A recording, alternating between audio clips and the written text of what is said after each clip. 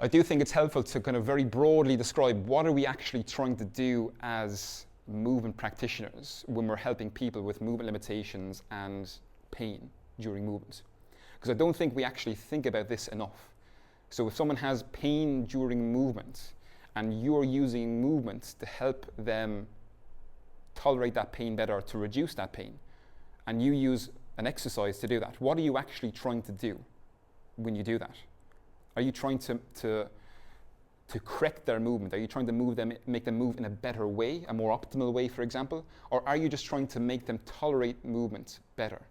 Okay, because I think we fall into the trap as physios sometimes, is that we think we know the best way to move. So we might try and teach someone a better way of moving, but then what we've done, maybe unbeknownst to ourselves, is we've actually restricted their movement options if we're just teaching them one way to move, a better way to move, instead of actually expanding their movement options and making sure that they can tolerate that.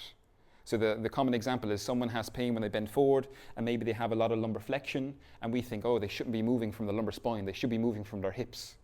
And then we go through a whole rehab plan of teaching them how to hinge their hips and avoiding lumbar flexion. So we've actually just taken away the movement excursion at the lumbar spine. And we've taught them how to avoid that movement. So now they have less space in the lumbar spine to actually spread and distribute forces. Okay? Because we approach that with a perspective that I know the best way to move, and you need to move through your hips. That's a common idea in the rehab world. Instead of thinking, okay, lumbar flexion is painful. That means they can't tolerate lumbar flexion. How do I get to a point where I can help them better tolerate lumbar flexion? So I want them to actually tolerate lumbar flexion. I want them to be able to flex the lumbar spine. To do that, it doesn't mean I just have to force them into lumbar flexion. There may be a step-by-step process. There will be a step-by-step process that we have to go through.